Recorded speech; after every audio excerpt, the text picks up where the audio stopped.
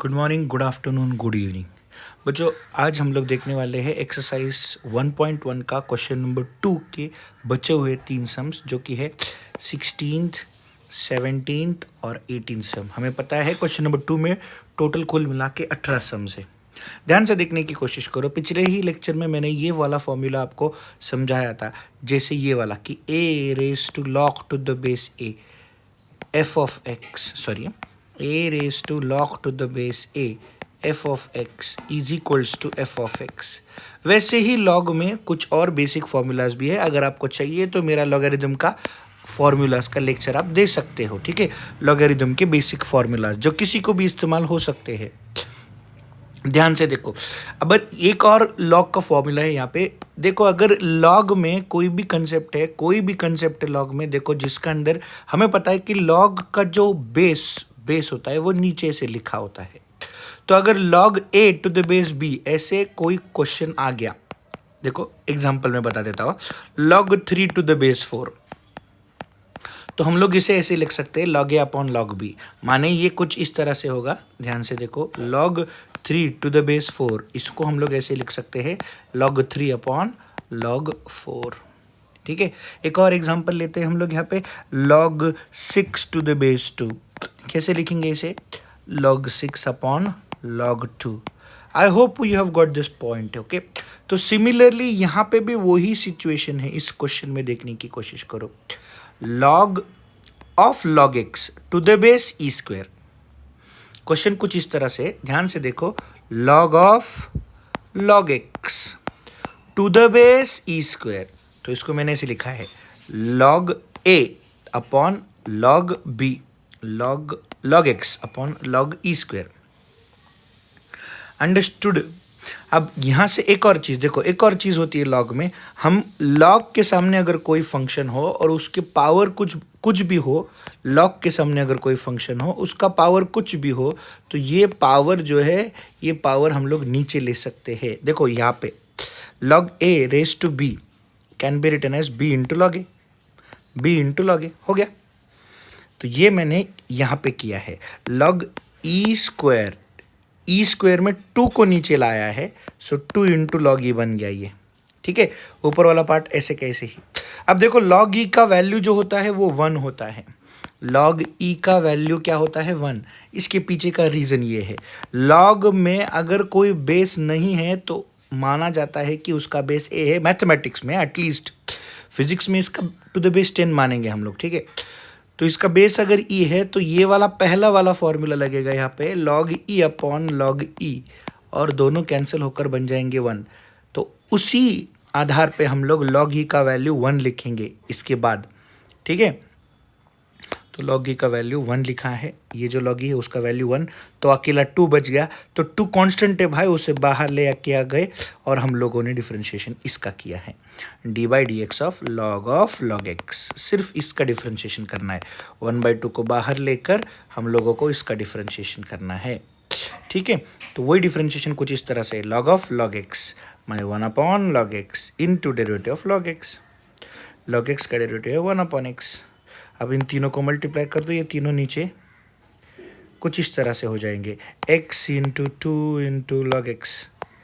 अब देखो, ये मैं एक और काम कर देता हूँ। मैंने अभी कहा था कि अगर मैं लॉग के सामने कोई भी फंक्शन हो, उसका पावर जो है वो नीचे ला सकता हूँ, तो मैं इसका उल्टा भी कर सकता हूँ। कैसे, अगर कोई पार b इंटू लॉग ए है तो इस b को मैं ऊपर भी ले जा सकता हूँ। तो वही हो गया, इस 2 को देखो ध्यान से, इस 2 को मैं x के सामने, x के ऊपर ले जाने वाला हूँ, तो ये कुछ इस तरह से बनेगा। That's it, this is your 14 sum. अब आते हैं 15 सम पर, log X to the base. देखो इसका बेस कुछ भी नहीं है, सॉरी, इसका बेस कुछ भी नहीं है, तो इन सब का बेस ई है, तो ये ई छोड़ दो, नहीं लिखा तो भी चलेगा, ठीक है। तो हम लोग ये देखिए, ये पूरे ब्रैकेट को स्क्वायर लगा है, तो सबसे पहले हम लोग स्क्वायर का इसको मानेंगे x रेज टू n वाला फॉर्मूला से, n into X raise to n minus 1, ठीक है। तो ये पूरा का पूरा x बन गया, समथिंग बन गया, something raise to 2, that is 2 into something raise to 2 minus 1, 2 minus 1 हो जाता है 1, इसीलिए इधर कुछ लिखा नहीं है। और फिर आते हैं इसके डिफ्रेंशिएशन में। अब इसका डिफ्रेंशिएशन कैसे करते हैं स्टेप बाय स्टेप देखो, ध्यान से देखो। हमें दिख रहा है पहले सबसे बाहर लॉग है तो 1/log ये आ गया। फिर इस लॉग का डिफ्रेंशिएशन यहाँ पे, फिर ये पूरा का पूरा देखो, ये पूरा का पूरा पार्ट कांस्टेंट यहाँ पे लिख दिया। अब हमें अगले स्टेप में इसका डिफरेंशिएशन करना है, तो बाहर आपको क्या दिख रहा है यहाँ पे log ऑफ log x दिख रहा है, तो log ऑफ log x माने 1/log x। log समथिंग ना, log समथिंग ना, log समथिंग 1/समथिंग इंटू डेरिवेटिव ऑफ समथिंग।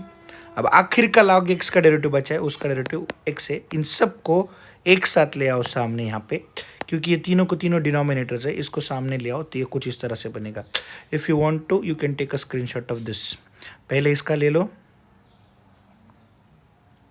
अब इसका ले लो, ठीक है। अब आते हैं इस एक्सरसाइज के, इस क्वेश्चन के आखिरी सम पर। साइन स्क्वायर एक्स स्क्वायर और कॉस स्क्वायर एक्स स्क्वायर। सबसे पहले तो बेटा इसे ध्यान से समझने की कोशिश करो। मैंने आपको पहले ही समझाया था ट्रिग्नोमेट्री में, इस चैप्टर में ट्रिग्नोमेट्री का कोई भी क्वेश्चन आ जाए जैसे साइन कॉस, और उनका ऐसा पावर है, ठीक है, तो हम लोग उसे क्या करेंगे, हम लोग उसे ब्रैकेट के बाहर डाल देंगे। तो यही पार हमें यहाँ पे दिख रहा है, साइन स्क्वायर ये वाला 2 है ना, तो ये वाला 2 यहाँ पे जाना चाहिए कि नहीं। सिमिलरली ये वाला 2 जो है वो भी निकल के यहाँ पे जाना चाहिए। अब आप एक चीज समझने की कोशिश करो, ये एक्स स्क्वायर एंगल है, ये एक्स स्क्वायर भी क्या है, एंगल है। जैसे से फॉर एग्जांपल हमें पता है, देखो मैंने यहाँ पे लिख देता हूँ, साइन एक्स स्क्वायर का होल स्क्वायर, ये कुछ इस तरह से बनेगा, हाँ या ना। और ये कैसे बनेगा, कॉस एक्स स्क्वायर का होल स्क्वायर। तो सर ये स्क्वायर और ये स्क्वायर एक दूसरे से मल्टीप्लाई हो सकते हैं क्या, तो इसका आंसर है नहीं। क्यों, क्योंकि ये एंगल है भाई, और एंगल और ये पूरा जो है वो पूरा साइन का स्क्वायर है, ये सिर्फ एंगल का स्क्वायर है, ठीक है। तो ये हम लोग नहीं कर सकते। छोटी छोटी बेसिक कंसेप्ट समझने की कोशिश करो, यही है प्लेटफॉर्म जहाँ पे आप चीज़ें समझ सकते हो, ठीक है। कोई भी टीचर आपको इतना ध्यान से एंटरटेन नहीं करेगा, आई प्रॉमिस यू, ये छोटी चीज़ें कोई नहीं बताता है। तो देखो साइन एक्स स्क्वायर का होल स्क्वायर और कॉस एक्स स्क्वायर का होल स्क्वायर हो गया।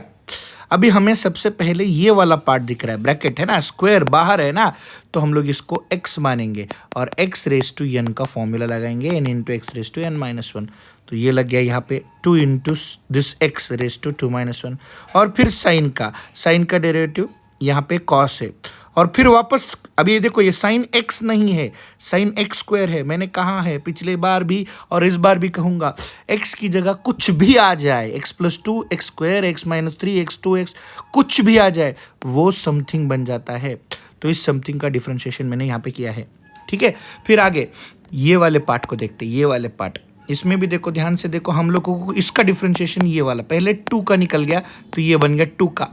फिर कॉस का हम लोग देखो 2 का यहाँ पे लिखा है, कॉस का माइनस साइन होता है, यह मैंने निकाला है। और फिर एक्स स्क्वायर का इधर है।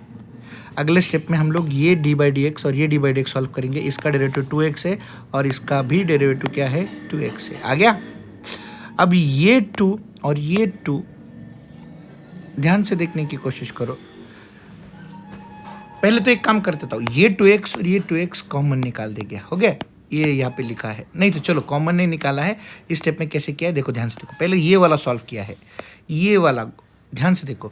ये फॉर्मूला लगाया 2 sin theta into cos theta, माने 2 sin theta into cos theta, और यहाँ पे भी 2 sin theta into cos theta, ये बन जाता है sin 2 थीटा। क्या बन जाता है, sin 2 थीटा। तो ये sin 2 थीटा यहाँ पे लिखा है और ये sin 2 थीटा यहाँ पे लिखा है। इस केस में जो थीटा है वो एक्स स्क्वायर है, इस केस में जो थीटा है वो एक्स स्क्वायर है, ठीक है। तो sin 2 थीटा आ गया। अब ये दोनों लाइक टर्म बन गए, इसमें से 2x कॉमन निकालो, ठीक है। और ये sin 2x square plus sin 2x square 2 sin 2x square बन गया। और ये 2 फिर बाद में क्या बन जाएगा, 2 2 ज़ा 4। That's it. Understood? Is it clear? इसका चाहिए तो आप स्क्रीनशॉट ले सकते हो दोस्तों। Thank you so much. ये था हमारा क्वेश्चन नंबर 2। अभी अगले केस में हम लोग क्वेश्चन नंबर 3 देखेंगे, ठीक है। Thank you so much.